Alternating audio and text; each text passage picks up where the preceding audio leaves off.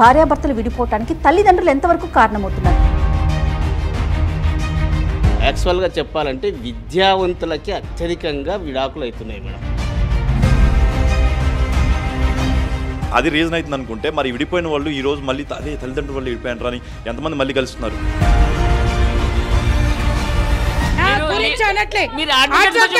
గురించి మాట్లాడుతున్నారు మీరు. నేను ఉండండి. వంట ఎందుకు చేసావు, జొమాటో చేయకపోయావా అనేసి అమ్మాయి చెప్తుంది. మీరు టోటల్ ఒక డిపార్ట్మెంట్ గురించి మాట్లాడకూడదు ప్లీజ్.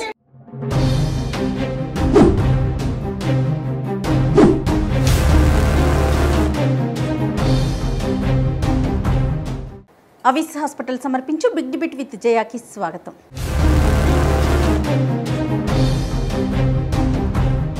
ఇప్పటికీ కూడా అమ్మాయిలు అదే పరిస్థితుల్లో ఉన్నారా? 100% ఏంటండి, ఎవరైనా మీరైనా అమ్మాయి, నేనైనా అమ్మాయి అన్న ఈవిడైనా అమ్మాయి. ఈ శృంగార విషయాన్నో లేకపోతే లోపల బెడ్రూమ్ల విషయాన్ని మైక్ తీసుకుని బయటికి చెప్పే పరిస్థితులు ఎప్పటికీ రాదు. చెప్పుకోలేరండి, తల్లిదండ్రులకు కూడా చెప్పుకోలేరు. చెప్పుకుంటే ఏమంటారో తెలుసా అండి, తల్లిదండ్రులు కూడా చాలా హీనంగా మాట్లాడదు. ఏందే నీకు ఆ మాత్రం తెలియదా, బీటెక్ పాస్ అయినావు, ఇన్ని పేపర్లు చూస్తున్నావు, అని చేస్తున్నావు, నీ మొగడు ఏమడుతా చేయలేవా అని మా ముందు మేము కౌన్సిలింగ్ చేస్తాం మేడం. నాకు ప్రతిరోజు 100 కేసులు వస్తాయి కౌన్సిలింగ్కి. నేను పడే బాధ చెప్తున్నాను మీకు. తల్లిదండ్రులు ఇన్వాల్వ్మెంట్ ఉన్నదా లేదా అంటే ఉన్నది. తల్లిదండ్రుల ఇన్వాల్వ్మెంట్ ఎక్కడ వస్తుంది? సెటిల్మెంట్స్ దగ్గర వస్తుంది. అడ్వకేట్ల అయినంత మాత్రానో లేకపోతే పాజిటివ్, ఇది రాంగ్, ఇది యాక్సెప్ట్ చేయం. ఇది ఒక్క నిమిషం అమ్మ ఒక్క నిమిషం తల్లి, అమ్మ ఒక్క నిమిషం. మా దగ్గరకు వచ్చిన వాళ్ళని మేము విడగొట్టాలని చూడమండి. అట్లా మాట్లాడద్దు, అది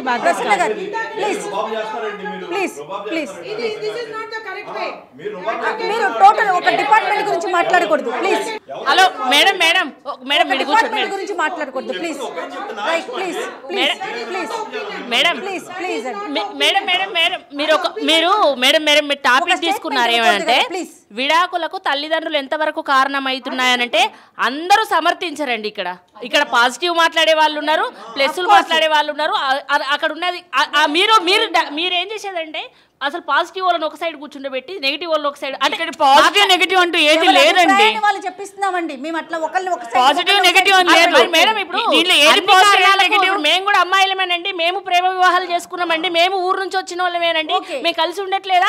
ఇక్కడ ప్రధానమైన కారణము భార్యాభర్తల లోపమే అంటున్నారు, చదువుకోని లోపం. ఒక నిమిషం అండి, ఒక నిమిషం. ఆ మధ్యలో సినిమా వచ్చింది జగపతి బాబు ప్రియమణి సినిమా, పెళ్ళైన కొత్తలో. అక్కడ ఎవరు కారణం అండి మీరు చూడండి.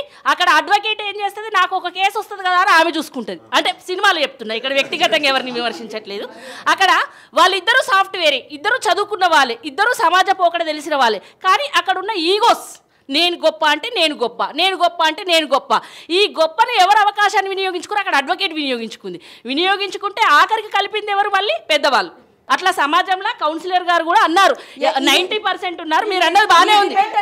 అడ్వకేట్స్ కాదు మేడం, మీరు ఇంట్లో కొట్టుకొని వచ్చి మీరు ఏడ్చుకుంటూ వచ్చి అడ్వకేట్ ఆఫీస్కి వచ్చి కూర్చొని జస్ట్ నా గురించి అనట్లే వీళ్ళ గురించి మాట్లాడుతున్నారు మీరు. నేను ఉండండి ఒక్క నిమిషం.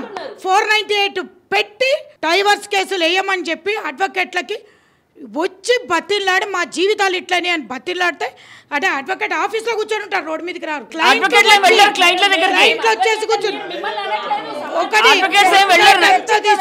ఇక్కడ న్యాయవాదులు ఉండొచ్చు, అడ్వకేట్లు ఉండొచ్చు, దయచేసి మీరు తప్పుగా అర్థం చేసుకోవచ్చు. కానీ దయచేసి టాపిక్ సంబంధించి మాట్లాడుకుందాం ప్లీజ్. వాస్తవానికి చెప్పాలంటే ఈ విడాకుల అనేటువంటివి ఒక 10 అంశాల మీద ఆధారపడి ఉంటాయి. ఒకటి విద్య. స్త్రీ విద్యావంతురాలవుతుంది, స్త్రీకి ఆర్థిక స్వేచ్ఛ వస్తుంది, తర్వాత చట్టాల మీద బాగా అవగాహన ఉంటుంది, తర్వాత సామాజిక మాధ్యమాల మీద అవగాహన ఉంటుంది. ఇంకా ప్రధానమైన అంశం ఏంటంటే కుటుంబాల లోపల సంస్కృతి, సాంప్రదాయాలు, ఆచారాలు, అలవాట్లు, వంటలు, ప్రాంతాలను బట్టి వంటలు. అంటే రాయలసీమ అమ్మాయిని చేసుకుంటే తెలంగాణలో దెప్పి పొడపడం, ఇలాగా ఒక 10 అంశాల పైన గొడవలు వస్తుంటాయి. పాశ్చాత్య దేశాలను కనుక చూసినట్టయితే అక్కడ డైవర్స్ 100 వివాహాలు జరిగితే 40% వరకు డైవర్స్ అవుతాయి. ఓకే, మన దేశం లోపల ఇప్పుడు ఏమైపోయిందంటే పర్సంటేజ్ 16%కి వచ్చింది. 16 అండి.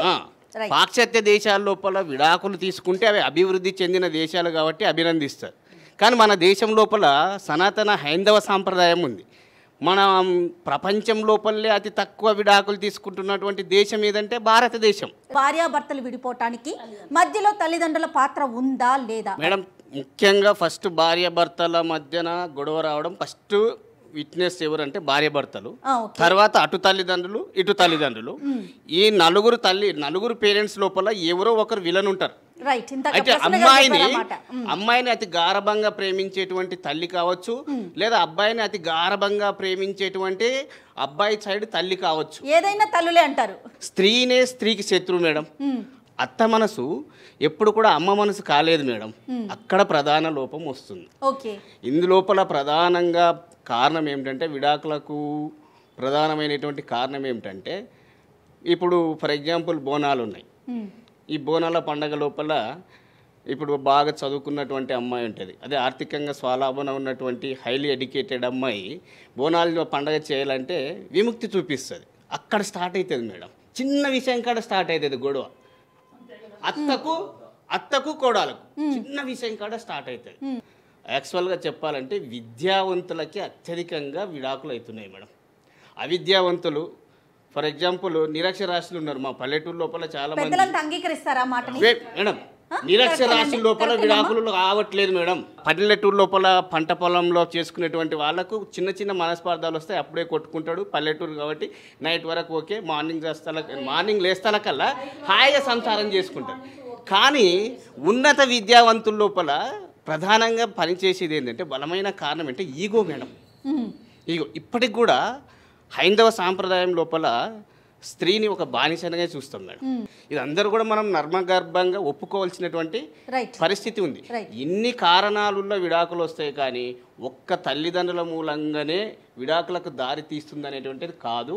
100కి 80% భార్యాభర్తల మధ్యన ఈ 10 అంశాల మధ్యన అవగాహన రాహిత్యం వల్ల విడాకులు వస్తున్నాయి మేడం. తల్లిదండ్రులే ప్రధాన కారణం కాదు. రైట్. మీరండి ఒక్కసారి వెనక్కి పాస్ చేయండి. నమస్తే మేడం, నవీన్ వివేకానంద నా పేరు. హాయ్ నవీన్, చెప్పండి. యాక్చువల్లీ 50% వరకు పేరెంట్స్ది ఉంటుంది మేడం. ఓకే. 50% ఉంటుంది. ఎందుకనంటే మనం పిల్లలను చదివించే క్రమంలో భారతీయ వివాహ వ్యవస్థకు సంబంధించినటువంటి ఏ అవగాహన ఉండదు. 0% అవగాహనతో పెళ్లి చేసినప్పుడు ఇప్పుడు పెట్రోల్ లేకపోతే బండి నడవదు. వాళ్ళకి ఆ అవగాహన లేదు. లేదండి. తల్లిదండ్రులకు సంబంధించి 1% కూడా నేర్చుకోవడం లేదు. చదువు, డ్రెస్కి సంబంధించినటువంటి ట్రెండ్స్, మేకప్ అనుకోండి, లేదండి, చూపించడం లేదు. సినిమాలు, సినిమా హీరోలు, యాంకర్స్ని కూడా ఫాలో అవుతున్న వాళ్ళు చాలామంది. ఎస్, 100%. అయితే అది ప్రధానమైనటువంటి విషయం. రెండవది, విడాకులు తీసుకున్న తర్వాత కుటుంబ వ్యవస్థ అనేటువంటిది విచ్ఛిన్నం అవుతుంది. ఓకే. దీనివల్ల ఇద్దరికి ప్రాబ్లం వస్తుంది. ఆ ప్రాబ్లంని గమనించడం లేదు. విడాకులు తీసుకున్న తర్వాత ప్రాబ్లంని ఫేస్ చేస్తున్నారు. ఆ ప్రాబ్లం రాకుండా ఉండడానికి తల్లిదండ్రులు ముందుగానే ఇంకో సంబంధానికి ఎగబడుతున్నారు. రైట్. గ్యాప్ ఇవ్వడం లేదు వాళ్ళకు. ఆ ప్రాబ్లం ఫేస్ సెకండ్ మ్యారేజ్ కోసం చూస్తున్నారు. కోర్టు నుంచి ఆర్డర్ రాకముందుకే ఇంకో పెళ్లికి రెడీగా ఉన్నారు. ఆర్డర్ వస్తూనే ఉంటే వెడ్డింగ్ ఇన్విటేషన్స్కి రెడీగా ఉంది, అక్కడ వెడ్డింగ్ కార్డు కూడా రెడీగా ఉంది. ఓకే. యాక్చువల్గా ఏమవుతుంది అని అంటే చదువు ప్రధానమైన అడ్డంకి అవుతుంది. ఓకే. చదువు వల్ల ఉద్యోగం, ఈ ఉద్యోగము చదువు వచ్చిన తర్వాత పర్సనల్ కేర్ ఎక్కువ అయిపోయి స్పౌస్ను పట్టించుకోవడం తగ్గిపోయింది.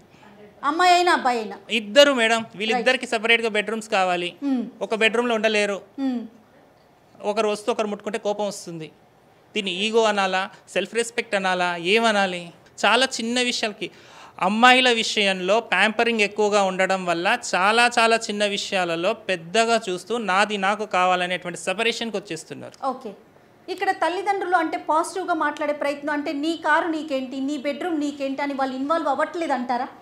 ఇన్వాల్వ్ అయినా వినే పరిస్థితి లేదు మేడం. సో మార్పు పిల్లల వైపు నుంచి రావాలి, అంతేనా మీ ఉద్దేశం? భార్యాభర్తల నుంచి మార్పు రావాల్సి ఉంటుంది. దీంట్లో తల్లిదండ్రుల సహకారం అవసరం ఉంటుంది. తల్లిదండ్రులు సహకరించకపోవడం ప్రధానమైనటువంటి సమస్య. 50% ఉంది అన్నది వీళ్ళు లెక్క పెట్టకపోవడం.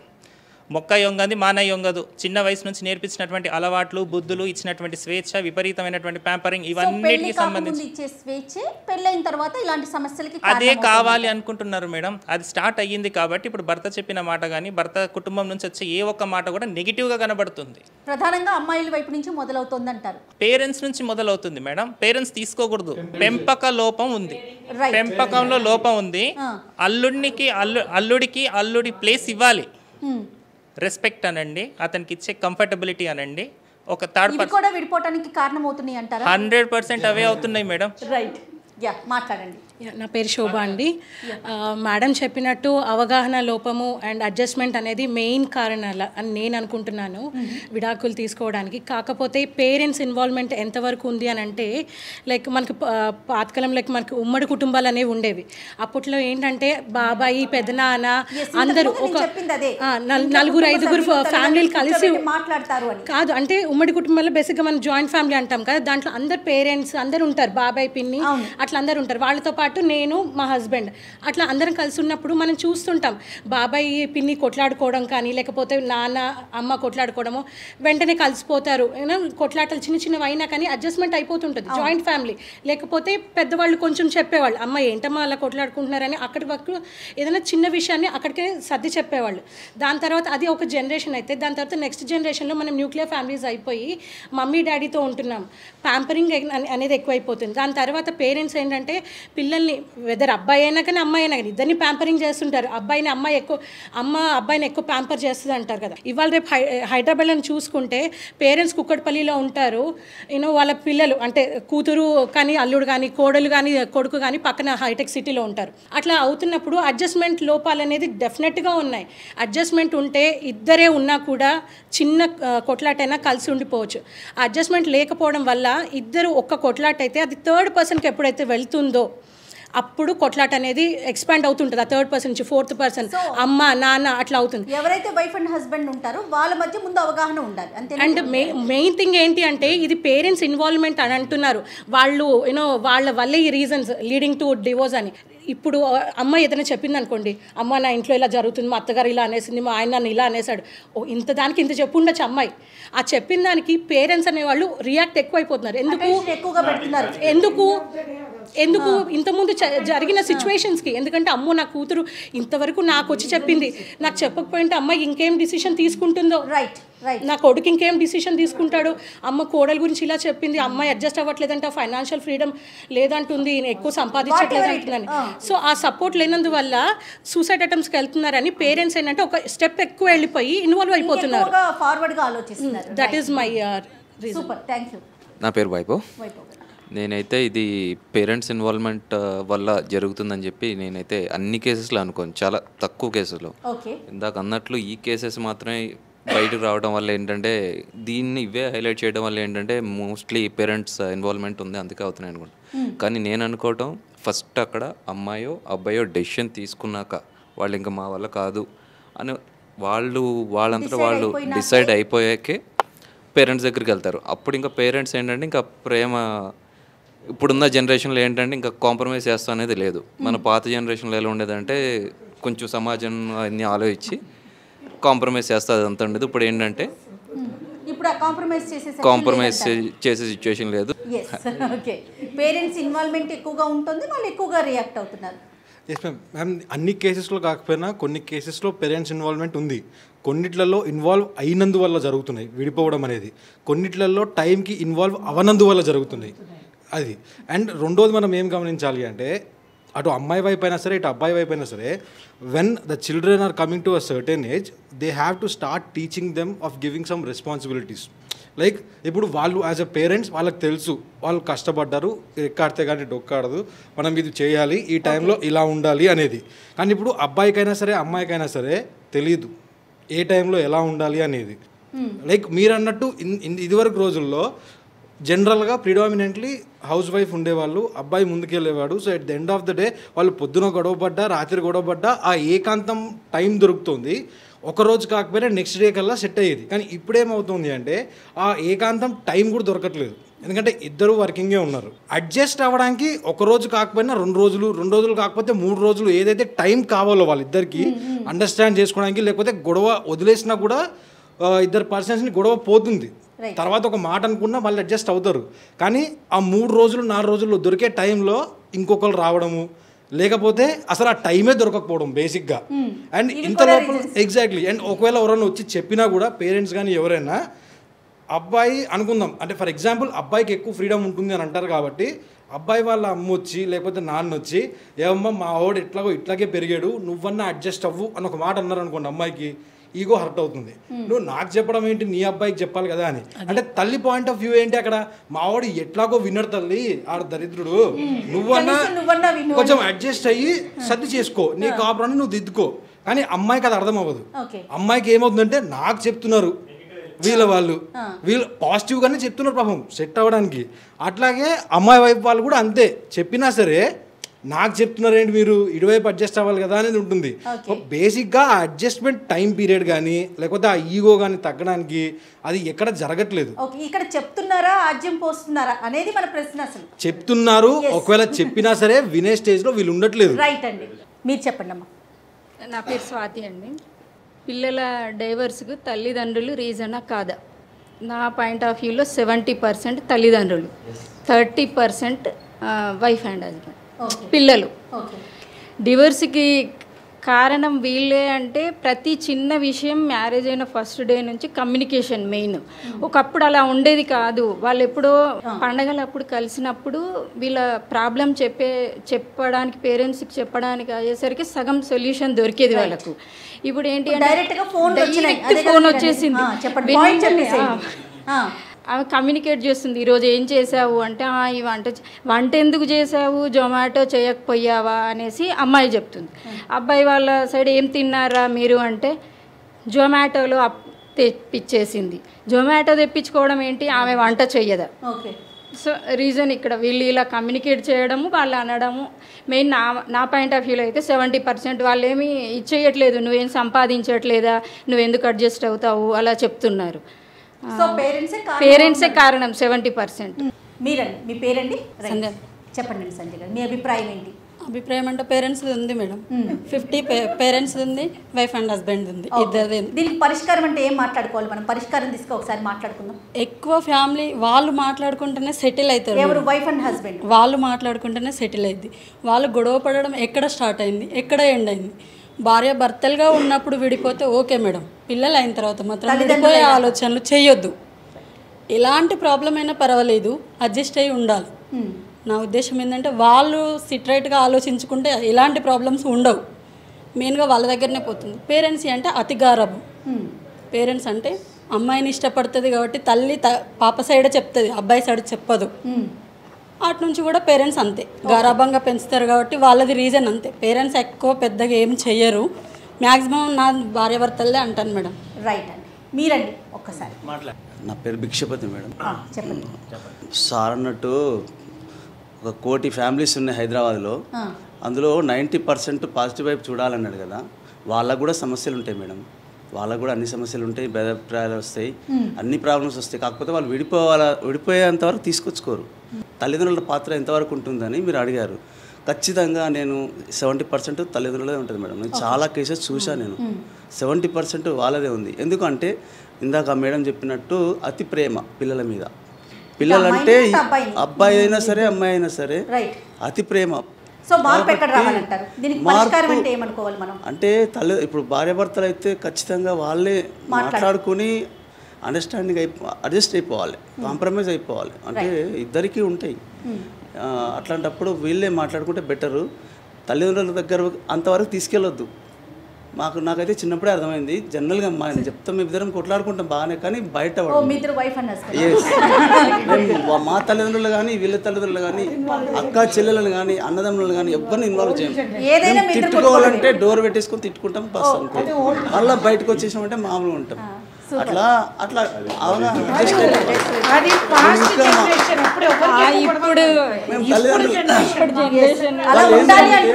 ఆయన చెప్పేది అలా ఉండాలి, అలా ఉంటే బాగుంటుంది. తల్లిదండ్రులు వస్తే ఏంటంటే ఎంకరేజ్ చేస్తూ ఉంటారు, విడిపోవడానికి ఎంకరేజ్ చేస్తారు ఒకరికి, అంటే వాళ్ళ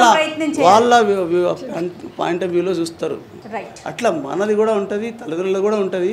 కానీ ఎక్కువ శాతం నేను చూస్తున్నా విపరీతమైన ఈగో, చాలా ఈగో ఈ భార్యాభర్తలకు కానీ తల్లిదండ్రులకు కూడా. తల్లిదండ్రులకు ఇప్పుడు ఆడపడుచు ఎక్కువ ఇన్వాల్వ్మెంట్. ఇంకా ఇప్పుడు తల్లిదండ్రుల కంటే తర్వాత భార్యాభర్తల కంటే కూడా ఈ సెల్ ఫోన్స్ అన్నవి మెయిన్ కారణం అండి భార్యాభర్తలు విడిపోవడానికి. అబ్బాయి తల్లిదండ్రులు పొసెషన్లో ఉంటారు, దాన్ని ఇడిపస్ కాంప్లెక్స్ అంటారు అన్నమాట. ఎప్పుడు పెళ్లి చేసిన తర్వాత భార్య మాట వినేసేసి వీడు మాకు ఎప్పుడు దూరం అయిపోతాడో అన్న ఒక అవగాహన తల్లికి, అబ్బాయి తల్లికి ఎక్కువగా ఉంటుందన్నమాట ఫ్యామిలీస్లో. అందువల్ల ఏం చేశారంటే వాళ్ళు విడిపోకూడదు, అట్లాగే ఎప్పుడు కలిసి ఉండకూడదు అన్న ఒపీనియన్లో డబుల్ ప్లే చేస్తుంటారు. తల్లిదండ్రులు అందరూ సమాజంలో ప్రతి ఒక్కరు ప్రకృతిని చూసి నేర్చుకోవాలండి. ప్రకృతిలో చూడండి, ఒక కోడి ఉంటుంది. కోడి ఏం చేస్తుంది, పిల్లల్ని చక్కగా పెంచుతుంది 1 నెల 2 నెలలు. అవి తన గింజలను తాను ఏరుకున్న తర్వాత తరిమేస్తుంది. మళ్ళీ ఇంకో కోడి దగ్గరకు వస్తే దాన్ని తరిమేస్తుంది అన్నమాట. పిల్లల్ని పెంచడం మన బాధ్యత, మన డ్యూటీ. తర్వాత పెళ్లి చేసాము, వాళ్ళు హాయిగా ఉండాలని చెప్పి వాళ్ళకి స్వేచ్ఛ ఇచ్చేసి వదిలేసేయాలి, వేరేగా ఉండిపోవాలి. ఒకటే లాస్ట్ పాయింట్ చెప్తాను జయ. నా మ్యారేజ్ అయిన కొత్తల్లో మా నాన్నగారు కూడా లాయర్, సీనియర్ లాయర్ అయినా, నాకు చెప్పిన పాయింట్ ఏంటంటే మీ అండర్ ఐ ఆఫ్ లా మీ ఇద్దరు ఒకటే. ఓకే, మీ ఇద్దరికి ఏమైనా అభిప్రాయ భేదాలు వస్తే మీ ఇద్దరు కూర్చుని బెడ్రూమ్లో సాల్వ్ చేసుకుంటారండి. బట్ బయటకు వచ్చినాక మీ ఇద్దరిది ఒకటే మాట ఇవ్వాలి. మీ ఇద్దరికి మూడో వ్యక్తి ద్వారా కానీ, మూడో వ్యక్తి క్రియేట్ చేసిన ఇష్యూ ద్వారా కానీ గొడవలు వచ్చాయంటే కనుక ఇద్దరు కలిసి ఆ మూడో వ్యక్తి ద్వారా వచ్చిన ఇష్యూని అడ్రస్ చేయండి. బట్ ఒక లాయర్ కాబట్టి నీకు లా భాషలో చెప్తున్నాను, under eye of law you are one, మీ ఇద్దరు ఒకటే. రైట్. నా పేరు దివ్య. చెప్పండి. మీరు చెప్పేది అందరూ అదే అంటున్నారు కదా, పేరెంట్సే మెయిన్ అని. పేరెంట్సే మెయిన్ అనట్లేదు, పేరెంట్స్ ఎంతవరకు కారణం అనుకుంటున్నారు? కారణం ఏం కాదు, కానీ 50% పేరెంట్సే. కానీ కమ్యూనికేషన్ ఉండాలి ఇద్దరికి, వైఫ్ అండ్ హస్బెండ్స్కి, వాళ్ళిద్దరి మధ్య కమ్యూనికేషన్. ఏం లేదు మేడం, పిల్లలకి బెస్ట్ కౌన్సిలర్ ఎవరు? పేరెంట్సే. తల్లిదండ్రులు చిన్నప్పటి నుంచి వాళ్ళ మెంటాలిటీ ఎట్లా ఉందో తెలుసు. పెళ్ళైన తర్వాత కూడా వాళ్ళకి ఎట్లా గైడెన్స్ చేస్తే వాళ్ళు విడాకుల నుంచి విరమించుకుంటారో తల్లిదండ్రుల కంటే బెటర్గా చెప్పే వాళ్ళు ఉండరు. తల్లిదండ్రులు కొంచెం టైం పెట్టి, అలాంటి సమస్య ఉన్న వాళ్ళ గురించి చెప్తున్నా, కొంచెం టైం పెట్టి అబ్బాయి తరపున కానీ ఆ అబ్బాయి తరపున కానీ వాళ్ళ దగ్గర కూర్చొని వాళ్ళకి ఎట్లా చెప్తే వాళ్ళు కలిసి ఉంటారో ఆ టైం పెడితే బాగుంటుంది. సూపర్ అమ్మ, ఫైనల్గా చెప్పండమ్మా. డైవర్స్ అంటే విడాకులు రాకుండా చూసుకోవడమే సమాజం యొక్క బాధ్యత, కుటుంబం యొక్క బాధ్యత. కాబట్టి వాళ్ళిద్దరి మధ్యలో ఎప్పుడు కూడా adjust and accommodate wherever you are. ఎక్కడ ఉంటావో అక్కడ అడ్జస్ట్ అవ్వడం అనేది బానిసత్వం కాదు. ఈ బానిసత్వం అనే పదాన్ని తీసేస్తే భార్యాభర్తల మధ్యలో బానిసత్వము, సేవకులు ఇవన్నీ ఏమీ లేవండి. ఇద్దరూ ఒకటే. వాళ్ళిద్దరు ఒకటి కాబట్టి శరీరంగా వాళ్ళిద్దరు ఒకటవుతారు కాబట్టి మనసు ఒకటే, శరీరం ఒకటే, ఇద్దరూ ఒకటిగా ఉంటారు. కొట్లాటలు అనేవి ఏ ఇంట్లో అయితే శృంగారంగా వాళ్ళు పోట్లాడుకుంటేనే భార్యాభర్తలు. పోట్లాట అనేది ఉండి తీరాలి, చక్కగా పోట్లాడుకోవాలి, అప్పుడే వాళ్ళు ఆనందమైనటువంటి భార్యాభర్తలు అవుతారు. మేమేం పోట్లాడుకోవట్లేదు, ఆర్టిఫిషియల్గా జీవిస్తున్నారని అర్థం అంతే. ఇవాళ మంచి టాపిక్ తీసుకున్నాం మనం.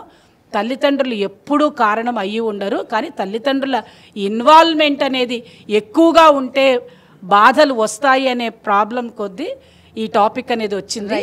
ఎప్పుడు ఇన్వాల్వ్మెంట్ తగ్గించుకోవాలి. ఎప్పుడైనా ఈ విషయమే కాదండి, ప్రతివి డైవర్సే కాదు, కాపురానికి పంపించిన అమ్మాయిని కానీ కాపురం చేస్తున్న అబ్బాయితో కానీ ఇన్వాల్వ్మెంట్ ఎంతవరకు ఉండాలో అంతవరకు ఉంటే అన్ని కాపురాలు బాగుంటాయి. థ్యాంక్ యూ మా ప్రసన్న గారు. ఎండ్ ఆఫ్ ద డిబేట్ ఏంటంటే ratio it may be 50 or 70 or 100 parents involvement ఉంది. ఫస్ట్ పాయింట్ అది యాక్సెప్టబుల్, అందరూ యాక్సెప్ట్ చేయాల్సింది. రెండోది, ప్రతి ఒక్క పేరెంట్ని మీరు కదిలిచ్చి మీ అమ్మాయి కాపురం కానీ మీ అబ్బాయి కాపురం కానీ ఎందుకు ఇట్లా జరిగింది అని ఎవరైనా క్వశ్చన్ చేసినా, వాళ్ళ ఇంట్లో వాళ్ళు క్వశ్చన్ చేసుకున్నా, మాకు ఆ ఫ్యామిలీ గురించి మాకు తెలియదు అంటారు. అది చాలా బ్లండర్ మిస్టేక్. అమ్మాయి అబ్బాయి పెళ్లి చూపులప్పుడే చూసుకుంటారు. ముందు తెలుసుకోవాల్సిన బాధ్యత పేరెంట్స్ది. ఇంకోటి, ఇదే పేరెంట్స్ ఇద్దరు కూడా ఎక్కియడం తగ్గించండి. అంటే నెగిటివ్ పిల్లలకి అందించదు. Right, thank you so much అండి. పేరెంట్స్ రీజన్ అనే దాని మీద ఎంతవరకు సమంజం అంటే నేను అనుకోవడం ఏంటంటే పెళ్లి చేసిన వాళ్ళు చిన్నపిల్లలు కాదు కాబట్టి మనకు బుద్ధి ఉంటే అంటే ఎవరైతే యంగ్ పర్సన్స్ ఉన్నారో వాళ్ళు ఫ్రెండ్స్ కావచ్చు, పేరెంట్స్ కావచ్చు, లాయర్స్ కావచ్చు, కౌన్సిలర్స్ కావచ్చు, వీళ్ళందరూ చెప్పింది క్రోడీకరించుకుని వీళ్ళు కదా డెసిషన్ మేకింగ్. సో వీళ్ళలో కరెక్ట్గా చేంజ్ ఉండి అడ్జస్ట్మెంట్ నేచర్ ఉండి రెస్పెక్ట్ స్పేస్ ఇవ్వడం అనేది నేర్చుకుంటే, ఎందుకంటే అందరూ ఇండిపెండెంట్ అయ్యాం కాబట్టి భర్త భార్యకి స్పేస్ ఇచ్చేసి తల్లిదండ్రులు చెప్తారండి. అది రీజన్ అవుతుంది అనుకుంటే మరి విడిపోయిన వాళ్ళు ఈ రోజు మళ్ళీ అదే తల్లిదండ్రుల వాళ్ళు విడిపోయినారు అని ఎంతమంది మళ్ళీ కలుస్తున్నారు? నెంబర్స్ తక్కువ ఉంది కాబట్టి నా దృష్టిలో తల్లిదండ్రుల కంటే కూడా ఈ పాశ్చాత్య పోకడలో ఇండిపెండెంట్గా జరుగుతున్న వాని వల్లే అబ్బాయి వల్ల. ఎందుకంటే వాళ్ళ చిన్న మరబొమ్మలు కదండి, నువ్వు విడిపో అని చెప్పడానికి వాళ్ళు మరబొమ్మలు కదా, నేను వినేస్తాను విడిపోతున్నాను అని చెప్పడానికి లేదు కాబట్టి it's all depend on the husband and wife, nothing to do with the parents. Madam 2 principles చెప్తాను for happy married life. Adjust and compromise, because each person has got is own individuality. Adjustment and compromise is first principle. Then discuss and decide any matter. Discuss deeply and forget and forgive. Right, thank you so much అండి. ఫైనల్గా చాలా మంచి మాట చెప్పారు. డిబేట్లో పాల్గొన్నందుకు అందరికీ ధన్యవాదాలండి. Thank you, నమస్తే.